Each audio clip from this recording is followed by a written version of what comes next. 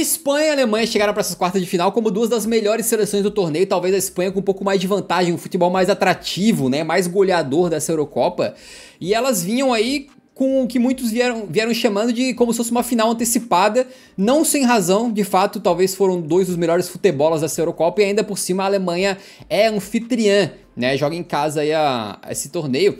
E cara, o que aconteceu foi que na seleção da Espanha, nosso querido Luis de la Fuente manteve a base que vem funcionando, né? Principalmente lá na frente com o Yamal de um lado, nosso querido Nico Williams do outro, Moratinha na frente, mas o Nagelsmann, técnico da Alemanha, resolveu mudar um pouquinho. Primeiramente o Schlotterbeck, que tinha entrado no time por causa da suspensão do Tá, voltou pro banco, entrou o Tá na zaga, e além disso, ele manteve o Sané no time titular. O Sané que tinha entrado como titular no lugar do Wirtz. Sabe-se lá por qual motivo. No jogo anterior, não jogou bulhufas, foi um fantasma em campo, ninguém nem viu que ele estava jogando.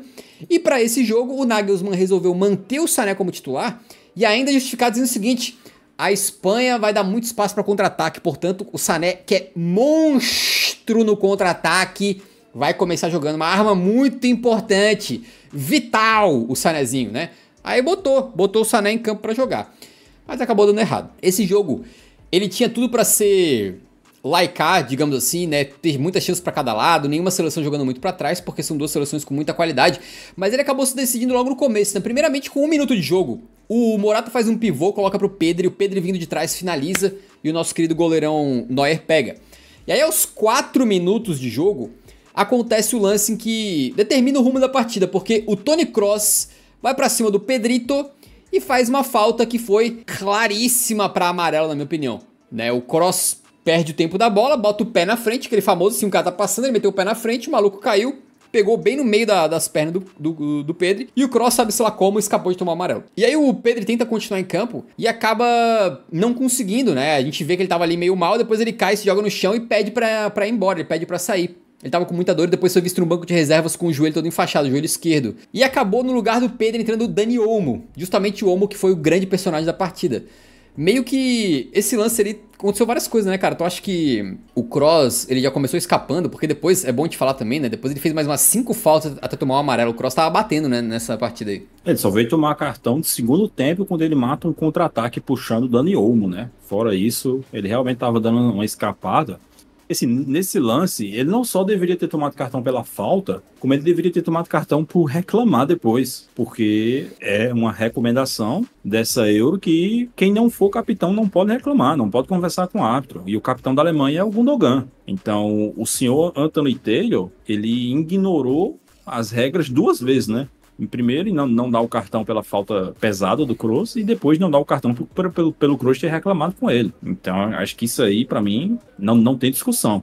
Eu só realmente fico ainda com a incerteza de que a lesão do Pedro foi realmente causada pelo Kroos. Porque, como eu disse, se você pegar o replay do lance, o Kroos bate na perna direita do Pedro, e é uma batida forte, só que a lesão do Pedro é na parte interna do joelho esquerdo. Eu, honestamente, não sei se foi no choque com o Kroos, ou se foi depois, ou talvez até antes, que ele tenha lesionado esse joelho. A gente sabe que o Pedri tem tido muitas lesões nos últimos anos. Sei lá, cara, é um pouco complicado. Mas que o Kroos, que a arbitragem foi complacente com o Kroos em seu último jogo da carreira, foi. Talvez até por isso, né? O Kroos é um cara muito respeitado, mas não é porque o cara é muito respeitado que as regras não se aplicam a ele. O Pedri aparentemente vai ficar de fora algumas semanas e deve perder o restante da Eurocopa, né? Lamentável, porque é um jogador... E a pré-temporada também. Pra mim, de qualidade, assim, geracional. Acho que o Pedri é craque, né? Mas tem muito tempo que ele não consegue ficar bem fisicamente. Várias lesãozinhas que estão atrapalhando o progresso dele, a continuidade dele, né? Uma coisa que a gente já falava desde os grupos é que o Dani Olmo é muito bom.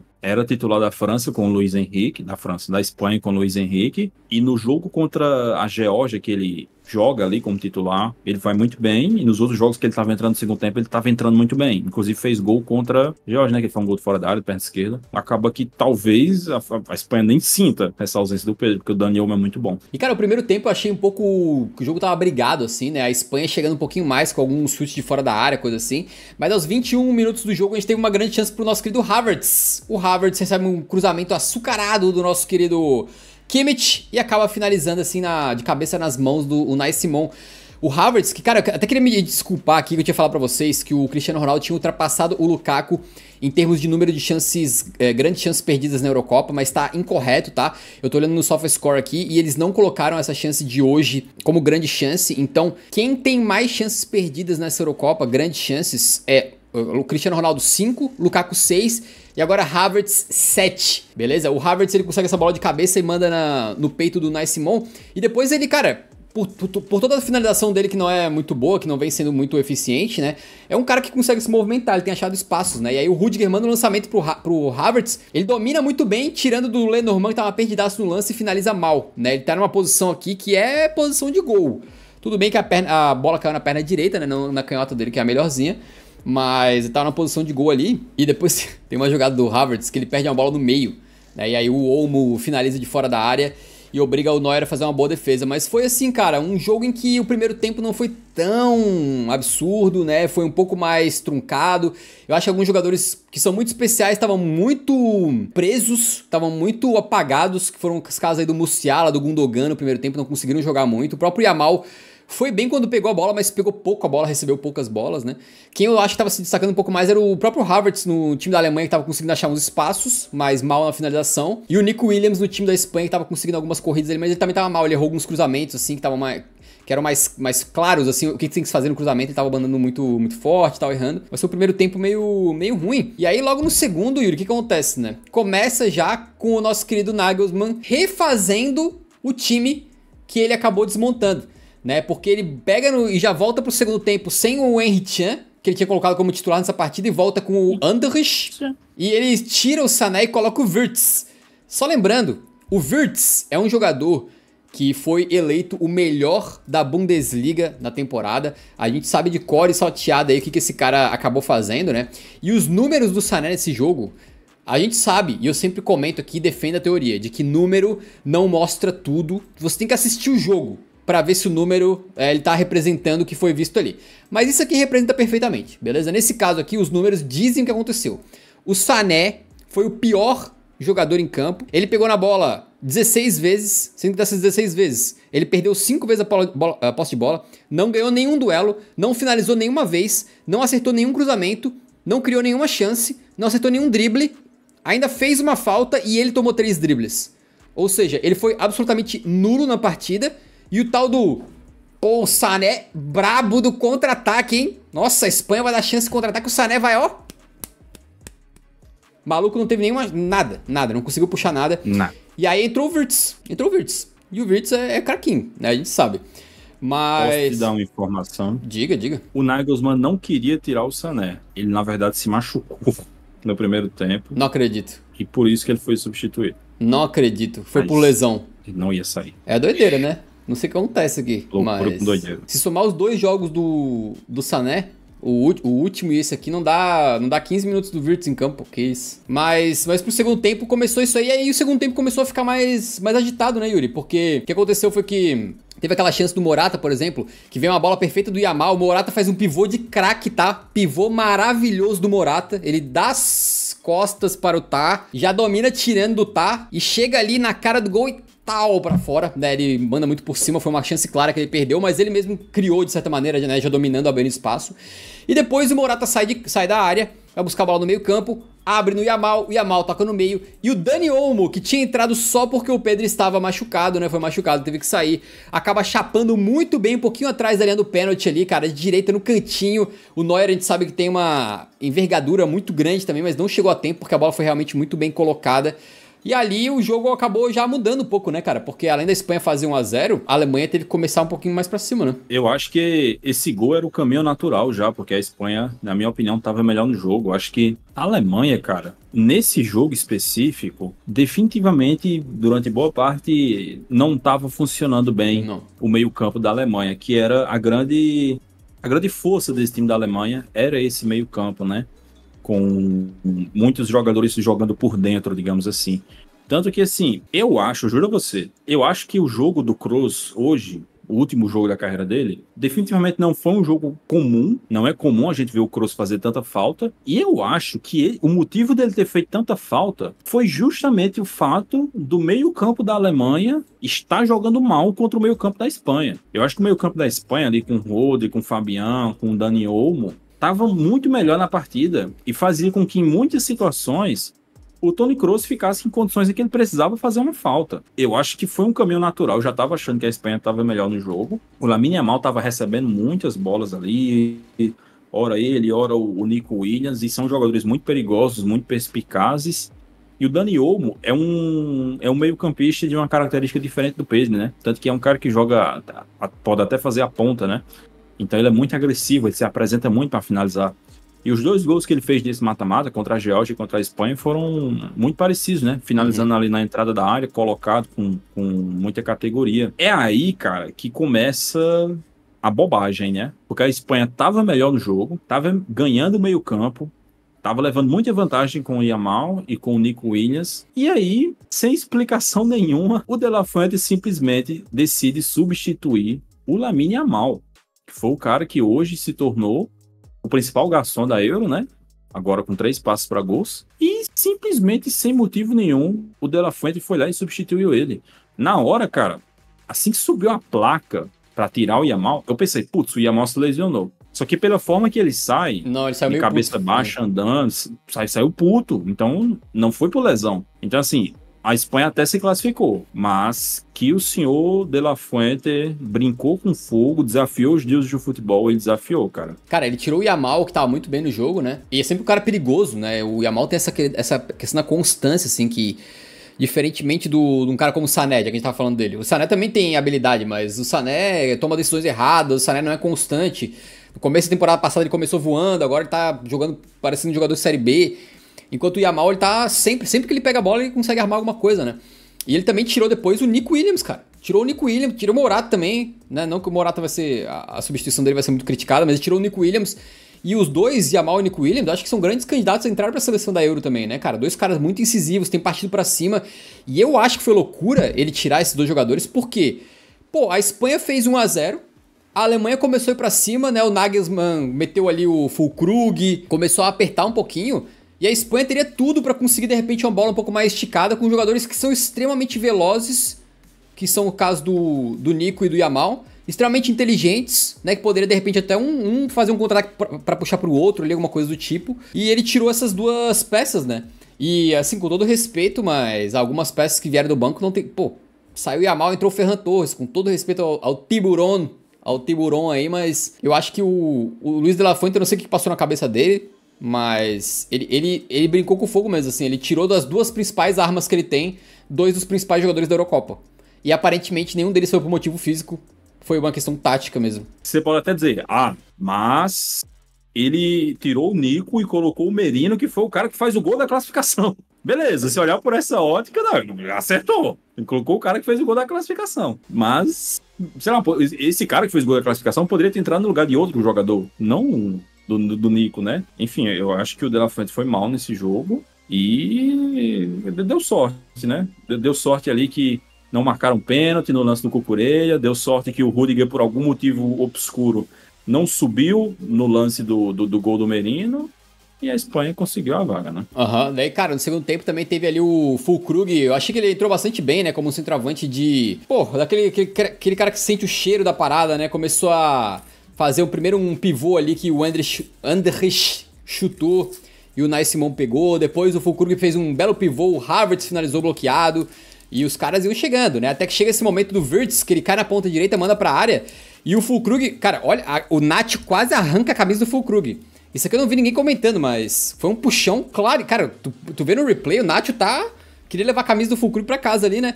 O Füllkrug chega no carrinho e manda na trave essa bola, cara. Então a Alemanha, ela cresceu. E uma coisa que a gente não pode reclamar é que o Nagelsmann, ele foi muito corajosaço, velho. O bicho foi pra cima, ele tirou o Tah, recuou o Andrich pra zaga e meteu o Miller. Ele começou a botar todo mundo no ataque, o time da Alemanha começou a ficar bem ofensivo e começou a amadurecer o gol de empate, né? Apesar de que tava difícil pra Alemanha, os caras estavam conseguindo ameaçar mais. O Nai Simon teve uma hora que ele faz uma merda no tiro de meta. Aliás, o Nai Simon é um goleiro que, cara, vou te falar um negócio, meus amigos, Ele é um bom goleiro, mas tá sempre fazendo as suas, né? Sempre dando uma entregadinha aqui, fazendo uma besteirinha ali. Ele sai jogando errado, a bola cai no Havertz, e o Havertz, se ele faz esse golaço aqui, a gente estaria elogiando até agora, mas ele erra um pouquinho. O Unai Simon não só erra o passe, dá nos pés do Havertz, como ele se adianta, então ele deixa com tudo pro Havertz fazer o gol de cavada aqui, né? O Havertz exagera na força e perde. E aí depois, cara, no final das contas, chega lá aos 89 minutos de jogo, né? O jogo já naquele bumba meu boi, a Alemanha já botando umas bolas na área. Tem um cruzamento que parece que a bola vai sair, né, cara? A bola parece que foi um cruzamento errado, parece que tá perdido o lance, mas o Kimmich se mata na linha de fundo pra conseguir subir de cabeça e voltar pra trás, e aparece a estrela de quem já viu o seu time fazer isso milhares de vezes durante a temporada. O nosso querido Florian Wirtz, que tinha ficado no banco pro Sané por motivos que a compreensão humana é desafiada de entender. Ele entrou na partida, pegou muito bem na bola ali, a bola deu uma quicada, passou por um zagueiro, passou por outro, entrou no cantinho, empatou o jogo. Ele que é do Bayer Leverkusen, né? Se tem um time que sabe fazer isso aí, é o Leverkusen, né, cara? E ele entrou bem no jogo, né, cara? Ele entrou calando o Nagelsmann, que por algum motivo obscuro chegou no mata-mata e pensou, não, eu preciso do Sané. Eu tenho que ter o Sané nesse time, meu Deus do céu, se tiver o Sané. E assim, mesmo que ele, quisesse muito o Sané, sei lá, sacasse o Gundogan, tá ligado? Não vi, que vem de uma temporada absurda no Bayer Leverkusen. Mas enfim, ele conseguiu calar a boca dele, fez o gol. E assim, a Alemanha até tava melhor no jogo, cara. Talvez até, se tivesse tido um pouco mais de sorte ali, conseguisse virar a partida ainda no segundo tempo. E eles, na minha opinião, continuaram melhores para a segunda etapa. Para a segunda etapa não, para a prorrogação. Poderiam ter conseguido essa classificação se tivessem um pouquinho mais de sorte e talvez também um pouquinho mais de concentração, né? Que eu acho que foi isso que faltou também para a seleção da Alemanha na prorrogação. Chega um momento, cara, que quando você tá numa prorrogação, você precisa parar e pensar, cara, vamos levar essa porra pros pênaltis aqui para eu não correr risco. Que foi, por exemplo, o que a França fez hoje. A Alemanha, acho que faltou isso, né, cara? Porque a forma como eles jogaram ali na prorrogação foi meio que muito esquisita para mim. Parecia que eles estavam jogando um segundo tempo normal de jogo e não nos minutos finais ali antes de ir para a disputa de pênaltis. E, bom, cara, chegou na prorrogação, né? O jogo acabou 1-1 no final das contas, e eu achei que os dois times estavam um pouco bagunçados. A Alemanha é muito ofensiva e a Espanha tirando as suas principais peças de ataque ali. Até que entrou o Rosselu, aí tá tudo resolvido, né? Não, brincadeiras à parte, o Wirtz quase faz o 2-1 no final da primeira etapa da prorrogação. E aí, quando chega no segundo tempo da prorrogação, acontece o lance mais polêmico de todos, talvez o mais polêmico dessa Eurocopa. O que acontece? Bola na área, acho que é o Füllkrug que faz um pivôzão lá, né, e tal. E a bola sobra com o Musiala. O nosso querido Musiala finaliza e a bola está claramente indo em direção ao gol, quando ela é cortada com a mão no meio do caminho pelo jovem Marc Cucurella. E aí, na hora, eu olhei isso aqui e falei, cara, que pênalti claro, pênalti claríssimo. Falei, é uma questão de segundos pro VAR dar uma olhada lá, recomendar a revisão, o árbitro vai olhar na TVzinha e vai marcar o penal. Mas pra surpresa de muitos, pra minha surpresa com certeza também, o que aconteceu foi que o árbitro não marcou, não deu nada, mandou seguir, fez um gesto assim, ó, como se o Cucurella estivesse com a mão junto ao corpo, né? E o VAR, aparentemente muito rápido, mandou seguir, né? Ele não recomendou a revisão. Logo depois a bola saiu e já voltou para jogo. E isso aqui passou batido. Nem uma olhadinha no monitor foi dada. E na hora, eu confesso que eu achei um absurdo, tava achando que a Alemanha tava sendo roubada, tava sendo completamente prejudicada ali pela arbitragem e tal, porque o Cucurella tá com o braço bastante aberto. A gente sabe que o que tá na regra? O que tá na regra do futebol? Mão na bola é se você tiver com ela numa posição que não é natural aquele movimento que você está cometendo ali. Então por isso que, por exemplo, aquele pênalti da Dinamarca lá, o cara tá com o braço aberto assim, ó. Olha, ele tá correndo e tá com o braço assim, ó, né? O pênalti da Dinamarca contra a Alemanha. Mão na bola, pênalti. Esse aqui acabou não sendo dado, porque depois a gente foi dar uma olhada e acontece que a recomendação é de que se o braço estiver numa posição junto ao corpo, não é pra dar pênalti, e numa posição natural, entre aspas, não é pra dar pênalti. Então, qual que eu acho que foi a interpretação do juizão aqui? O cara não tá com o braço aberto assim, assim, assim, assim, assim. Ele tá com o braço aberto, mas meio que ainda um pouco paralelo ao seu corpo. E ele tá tentando tirar o braço da frente da bola. Quando a bola chega, ele tenta tirar o braço. Aí eu falei, mas tentar tirar o braço não é uma coisa que tá na regra. A regra não diz nada sobre intenção. Na verdade, a regra diz sobre intenção. Se você tiver a intenção e for claramente com a mão na bola, obviamente isso é mão na bola, mas não nesses casos, né? Se você tá tentando tirar a mão na bola, não faz diferença. Porém, a gente assistiu um videozinho do chefe de arbitragem da UEFA, dando recomendações para os árbitros. Eles mostram lances lá em que eles falam que esse tipo de lance aqui, ou algo parecido com isso, nunca deve ser marcado pênalti. E o chefe de arbitragem da UEFA recomenda que, se o jogador tá tentando tirar a mão da frente da bola, é um... Bom, ele não falou com essas palavras, mas como se fosse algo que ameniza a punição, né? E portanto, na hora, eu achei absurdo. Agora eu não acho mais tão absurdo. Eu acho que cabe, com certeza absoluta, discussão. Acho que não é um lance preto no branco. Porém, vendo qual que é a recomendação que a própria UEFA passou pros árbitros, eu acho que faz todo sentido que o árbitro olhou e falou, não é, porque eu tô seguindo a recomendação da UEFA. E o VAR olhou e falou, não é, então a decisão de campo tá correta, segue o jogo, né? Porque na recomendação que a gente viu, o chefe da arbitragem da UEFA tá dando um exemplo bem parecido com esse. É bem verdade que o exemplo que ele deu lá, a mão tá mais fechada, não tá tão aberta assim quanto a do Cucureja, né? Mas a mão do Cucureja, de fato, ela não tá aberta pra cima, pro lado, dessas maneiras malucas. Ela tá mais ou menos se movimentando assim, né? Meio que paralela ao corpo. Então, acho que cabe discussão. Mas eu acho que aqui, vendo aqui essa recomendação, ela entra um pouco naquele bagulho assim de, porra, você pode contestar a regra, você pode achar que não tá certo, mas é o que foi passado pros árbitros. Os árbitros receberam a recomendação de não marcar isso aqui. E se é o que foi passado por eles, né, pelo chefe de arbitragem, o cara não marcar está correto, na minha opinião. E além disso tem um agravante do impedimento. Yuri, sei que tu tens opiniões fortes sobre esse lance, quer comentar um pouquinho pra gente? Minha opinião é que vagabundo adora complicar as coisas. Especialmente vagabundo da UEFA. Eles virem com essa merda de recomendação antes da Eurocopa, era óbvio que ia dar uma merda dessa. Regra de mão na bola já é a regra mais confusa da história da humanidade. Se você pegar todos os livros de regra da humanidade, nenhuma regra é tão confusa quanto a regra de mão na bola do futebol. Aí os caras ainda chegam antes da Euro e falam, então, rapaziada, parada é a seguinte, não sei o que, isso aqui não é pênalti não. Aí deixa tudo mais confuso ainda. Porque isso daí, em qualquer competição do mundo, seria marcado pênalti. Só não é na Eurocopa porque uns vagabundo desocupado antes da Euro a UEFA já quer nosso reuniram couro, os árbitros para dizer, não, isso daqui agora não é mais pênalti. Por quê? Porque eu acordei a fim de não ser mais pênalti. Eu tive uma revelação, uma visão, e acordei a fim que isso aqui não fosse mais pênalti. É inacreditável. O cara tá com o braço aberto. Isso daí não é braço colado. O senhor Anthony Taylor fez assim. Me desculpa, Anthony Taylor. O que é que você tá enxergando? Onde é que você tá vendo um jogador com o braço colado? Isso aí não é colado, cara. Faz uma defesa digna de Buffon. E impede um gol de uma classificação, numa prorrogação, no mata-mata de Euro. Pelo amor de Deus, isso é pênalti, cara. E aí a pessoa fica sem saber nem com quem reclamar. Se foi o Anthony Taylor que errou, se foi o VAR que errou, ou se eles foram induzidos a fazer merda por essa recomendação esdrúxula, ridícula. Aí um gol da Bélgica na fase de grupos foi anulado porque a bola relou no dedo do Openda. A bola rela no dedo do Openda. E os caras anulam o gol. O Cucurella faz uma defesa dentro da área e não é pênalti. Pera lá, meu irmão. Tá de sacanagem. É inacreditável uma porra dessa, cara. Não tem como não se indignar com um negócio desse. É inacreditável. E o impedimento? Aí eu já não sei. Se o lance foi impugnado por impedimento do Fulcrum, era obrigação de mostrar. Os caras no VAR viram, opa, tem um erro aqui, foi pênalti. Mas aí não recomendaram a revisão ao Anthony Taylor, porque na origem da jogada tem um impedimento que foi flagrado pelo semiautomático. Se foi isso, deveria aparecer na transmissão.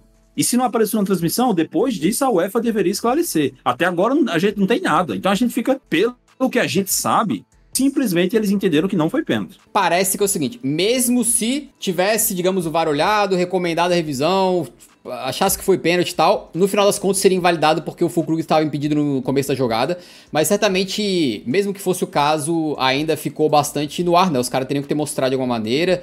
Não sei se foi uma decisão óbvia pra eles, né? A gente tava comentando isso internamente, que assim, pra gente, como leigos, assim, na hora me pareceu um absurdo completo. Depois, vendo a recomendação, ainda me parece bizarro que uma defesa dessa possa ser não marcado pênalti, mas assim, eu pelo menos entendo agora que é a recomendação que o árbitro recebeu. Não é culpa do árbitro, cara. O árbitro, por muito que se fale deles, eles não têm autonomia completa. Eles estão seguindo um livro de regras, estão seguindo recomendações, e óbvio que tem ao lado subjetivo do futebol, mas assim, se foi passado no congresso lá pra eles, pelo chefe de arbitragem, que, pô, não pode marcar isso aqui, não tem que marcar, o que eu acho que aconteceu, né? O cara viu, olhou, não é pênalti, o VAR olhou, não, pela recomendação não é pênalti, segue o jogo, foi rápido. Pra eles foi óbvio. Então eu acho que pode ter sido isso que aconteceu. Eu não sei se teve alguma emissora que acabou mostrando mais essa questão do pênalti, se teve alguma explicação aí da arbitragem, depois da UEFA, não tenho certeza. Foi bem bizarro, a gente tem um jornalista aqui, né, o Dale Johnson, da ESPN, confirmando aí que, ele falando assim, isso aí é um pênalti que claramente não é pênalti, não tem que ser marcado. Basicamente, esse aí foi o briefing que foi dado antes do torneio pela própria UEFA. Então, acho que acaba entrando um pouco na crítica que o Yuri fez, né? O Yuri criticou mais a regra ou a recomendação e não necessariamente a marcação, creio eu. Então, que, assim, pelo tudo que eu vi, acho que não marcar o pênalti, seguindo a recomendação, seguindo a regra, foi correto. Agora, se a recomendação é correta, aí já tem minhas dúvidas, porque realmente o cara tava com o braço aberto e a bola tava em direção ao gol. Cara, poderia ter saído do gol aqui, era 2-1. Pensa, a bola tava indo no canto. Não se sabe se é pra fora, onde é que ela ia, talvez entrasse. E esse lance foi ainda muito... Pra você ter noção, a minha... Eu sou um cara, né, tento mostrar os dois lados aí e tal, tento analisar o lado do árbitro também. Mas a minha nota aqui, ó, eu anoto as coisas durante a partida pra comentar depois, né? A minha nota no momento era assim, pra mim é pênalti claro essa merda. Então, no momento eu tava bastante... Eu tinha uma visão bastante clara, mas agora eu já acho que já foi mais acertado. Que mais? Jogo difícil, feio pra caramba, prorrogação feia, né? Mas no final das contas, cara, às vezes na prorrogação também acontece um fato de que tem jogador cansado, jogador fora de posição, o time mudou muito, entrou 200 peças, trocaram de posição, trocou jogador. E aí, cara, aconteceu um lance que foi decisivo, né? O Dani Olmo, que tinha feito o gol já o primeiro gol da Espanha, né? Acaba pegando a bola na ponta esquerda e cruzando de forma perfeita no meio da área pro Mikel Merino, que sabe-se lá como, achou um baita do espaço, cara, tava muito vazio ali a meiuca. O Rudiger deu uma falhada, inclusive, eu já falei várias vezes aqui que pra mim o Rudiger era o melhor zagueiro do mundo nesse momento, mas esse foi um dos piores jogos que eu já vi dele. Ele foi desarmado na defesa, perdeu o duelo, ele não tava nos seus melhores dias, com certeza absoluta. E nessa aqui, digamos que ele poderia ter feito melhor, né? No mínimo. O Merino, que entrou no segundo tempo ali, sobe de cabeça e manda um testaraço perfeito. Cara, tu vê o movimento dele, é aquele assim que o cara... Ele faz todo o movimento corporal assim, perfeito, pra botar essa bola no canto. O Neuer nem se mexeu. E ali, amigo, era o 2-1. Era muito difícil a Alemanha conseguir empatar, mas quase conseguiram, porque aos 123 minutos de jogo, vem um cruzamento perfeito do Miller. E o Füllkrug sobe de cabeça e manda essa bola raspando na trave, quase empatando o jogo no último minuto da prorrogação. E aí teve aquele lance no final em que o Carvajal fez uma falta no Musiala. O Carvajal foi muito inteligente, cara. O Musiala foi puxar o contra-ataque, era 125 minutos de jogo, último lance da prorrogação. O Musiala passa pro Carvajal. Suspenso, né? O Carvajal, ele se joga no Musiala, agarra o Musiala como... Se não quisesse deixar o guri escapar mesmo, derruba, vai pro chão, toma o vermelho e tu vê o semblante dele, tava tipo, não, é isso mesmo, tomei vermelho. Acho que é um dos poucos vermelhos que eu vi na minha vida que deveria aumentar a nota dele no SofaScore, não abaixar. Porque ele foi muito inteligente. Ele já tava suspenso por causa do segundo amarelo, né? Foi expulso e matou um contra-ataque que, cara, tu nunca sabe. O último lance do jogo, os time desorganizado ali, cansado, cara. Poderia acontecer alguma coisa, o Musiala tava partindo em alta velocidade. Ele se sacrificou pelo time, foi pra rua, mas assim, acho que ele foi muito inteligente. Ele teve uma malandragem ali que pode ter salvado a Espanha, vai saber, né? E o jogo acabou assim, cara, foi uma partidaça aí no final das contas, né? Com muito laicar e tal, e momentos de emoção, e um 2-1 decidido justamente pelo cara que veio do banco no lugar do Pedro que se machucou. Um grandíssimo final de jogo, cara. Realmente, o Rudiger, cara, pra mim, ele falha no lance, cara, porque é uma bola que se ele acerta o timing, daria pra ele pirar. Mas ele não só tá mal posicionado, né? Ele deixa o Merino ficar ali nas costas dele completamente livre, como ele faz que vai pular, aí desiste de pular, tenta tirar a bola no olho e não consegue. Realmente foi uma bobeira grande, cara. Pô, o último lance, últimos momentos ali de uma prorrogação, não pode ter jogo, cara. Você não pode deixar o adversário chegar, abrir uma bola, cruzar com a maior liberdade do mundo e aparecer um cara dentro da área sozinho para cabecear, cara. É muita desatenção da seleção da Alemanha, né, cara? E aí, no fim ali, o Carvajal... Mas é foda também que é assim, 125 minutos de jogo, né, irmão? Não, com certeza. É por isso que eu digo. Chega um momento na prorrogação que você tem que entender, cara, vamos levar isso aqui pros pênaltis e seja o que Deus quiser. Fecha a casinha lá, começa a dar bicão, que nem fez a França hoje, que é o melhor, cara. Não vale o risco, sabe? O Carvajal, eu só fiquei pensando, que assim, ele já tava suspenso, né, por acúmulo de cartões amarelos. Daí ele toma o vermelho. Na hora eu pensei, putz, será que a acumula e ele vai pegar 2 jogos e tá fora da Euro? Mas eu acho que não, né? Porque se fosse a gente Não, acho que não já é teria assim. essa informação. Eu acho que talvez se ele tivesse tomado a vermelho direto, talvez pudesse ter uma parada assim. Mas do jeito que foi, acredito que não. Tem que dar uma olhada. O vermelho não faz nenhuma diferença, porque ele já tava suspenso. Tomou o vermelho, o Kroos cobrou a falta, não deu em nada. Então, pra ele, tanto faz, tanto fez. Talvez contra o terceiro amarelo, não sei dizer. Mas aí... acho que não. Então tá aí, cara. O nosso Man of the Match acabou sendo o Dani Olmo, né? Entrou, criou 3 chances, deu um passo pra gol.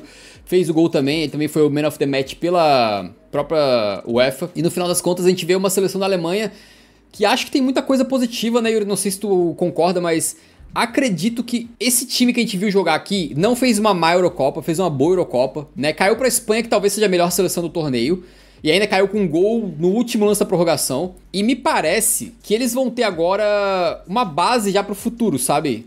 Bem verdade que tem muita coisa que fica no ar, o que vai acontecer, por exemplo, a questão do Neuer no gol, o próprio Kroos que tá se aposentando, o Gundogan que tá um pouquinho mais velho, mas eles têm uma base já bastante interessante, a zaga deles é muito forte, né, eles têm ali ótimos meio-campistas e pontas ali, no caso o Wirtz e o Musiala, então me parece que foi um passo dado para essa renovação, assim, obviamente os caras queriam ganhar a Eurocopa em casa, mas eu não acho que é um trabalho de se jogar fora, assim, né, eu acho que dá pra construir em cima do que foi feito aqui nessa Eurocopa. Não, eu acho que foi uma boa Euro. Alguém tinha que cair, né, cara? Alguém entre Espanha e Alemanha, que estavam sendo as melhores seleções da Euro, uma das duas tinha que cair. Então, e assim, caiu levando um gol no último minuto da prorrogação, tá ligado? Vendeu muito caro essa classificação. Então, acho que fica uma boa base. Tem mais 2 anos aí até a Copa do Mundo 2026 pro Nagelsmann trabalhar. Acho que o Neuer vai seguir.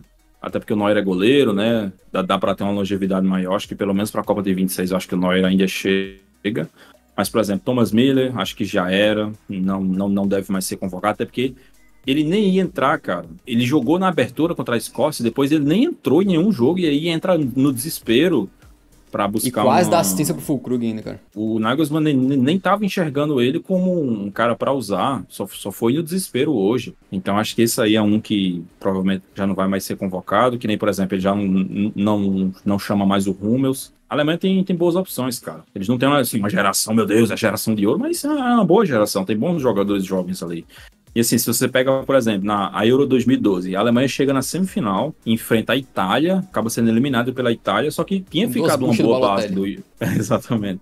Tinha ficado uma boa base, né? Você pega, por exemplo, essa Alemanha de 2012, Neuer, Hummels, Lahm, Candeira, Suchajstein, Toni Kroos, Ozil, Podolski, Mário Gomes, tá ligado? Tava essa galera toda lá. Quase muito quase da base da seleção campeã do mundo 2014, né? É por isso que, assim, nem sempre você ser eliminado é ruim. Se você faz uma boa competição, fica uma boa base de time para outra competição. A competição mais importante ainda, que é a Copa do Mundo.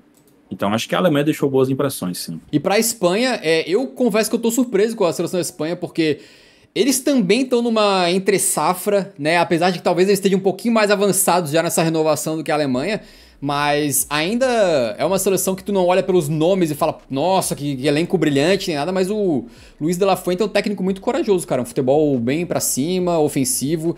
Acho que hoje foi a primeira vez que eu vi a Espanha nessa Eurocopa dar uma recuada, né? Quando ele tira alguns jogadores ali, a Alemanha dá aquela pressionada. Mas, de fato, vira uma das grandes favoritas a vez. Por exemplo, a Espanha, se for comparar elenco a elenco da França, porra, toma de paulada, assim, se for comparar jogador com jogador. Mas de futebol jogado, quem toma de paulada é a França nessa Eurocopa, né? Então, é o trabalho do Luis de la Fuente, que assumiu faz pouco tempo, né? Vale lembrar que ele assume logo já tem as finais da Nations pra jogar, ele ganha da Croácia na final. Nos pênaltis, né? Foi nos pênaltis, né? Não. E agora vai fazer um bom trabalho na Eurocopa também. Então, é uma seleção que já chegou na semifinal, acho que mesmo que caia, já vai ficar um bom sinal. A não sei que seja assim, destroçada pela França, né? Acho que não vai acontecer. Mas mesmo que caia na semifinal, já vai ficar um bom trabalho, assim, e uma boa geração, né? Pra gente ver também construída no futuro. Essa seleção, sim, tem muita gente jovem boa, né, cara? Muita gente jovem boa. É inacreditável, assim. Vamos ler algumas manchetes aqui, então, de que aconteceu aí da mídia falando na Alemanha e também aqui na Espanha, beleza? Começamos com o Bild da Alemanha. O Bild falou o seguinte, né, que a especialista em arbitragem aí tá dizendo que o VAR não pôde intervir porque não era uma decisão errada e clara, né? Então, segundo ela, a especialista lá do Bild, não foi uma decisão que era completamente errada, que eles acharam que era uma decisão ou certa ou interpretativa ali, então o VAR não recomendou a revisão. E eles também, o Bild, suporam aqui, né, que o Füllkrug estava ali geralmente impedido, eles viram rapidamente que estava impedido e deixaram o lance seguir, uma parada assim meio esquisita, né. Aqui no Sportkiss da Croácia, por que a gente foi ver alguma coisa da Croácia? Porque a mídia lá é muito boa, né, poética. Diz aqui, Kroos escreveu uma sentença de morte para si mesmo. O que eles estão querendo dizer? Que o Kroos dá porrada no Pedri, o Pedri se machuca, entra o Olmo no lugar do Pedri e o Olmo acaba com o jogo. Então tudo isso começou por causa da falta do Kroos lá atrás, levando em conta que o Yuri acha que talvez não tenha sido o Kroos que machucou o Pedri, né? Tem que conferir isso aí. Cinema. Mas foi cinema, absoluto cinema. Enquanto no Marca da Espanha diz façanha eterna. Cara, aqui, na narração em espanhol aqui, os espanhóis, cara, 2 momentos que eu queria ressaltar pra vocês na narração. Primeiro, quando acabou o jogo, eles estavam falando que era top 3 jogos da história da Espanha, da seleção espanhola. E outra, quando não é marcado o pênalti pro Cucurella, cara, foi bizarro. A reação deles, cara, foi praticamente assim, ó, só que em outras palavras, né? Ih, carai, roubaram, hein? Ah, mas foi pra gente. Segue o jogo, vamos lá. Bola rolando.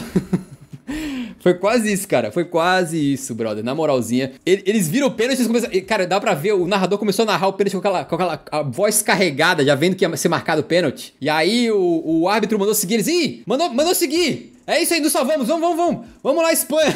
Tipo assim, ignoraram o bagulho. Eles estavam, tipo, quase falando, tipo, porra, é isso aí mesmo. Roubaram, mas foi pra gente. Segue o jogo. E tá certo. Tá certo. Assim.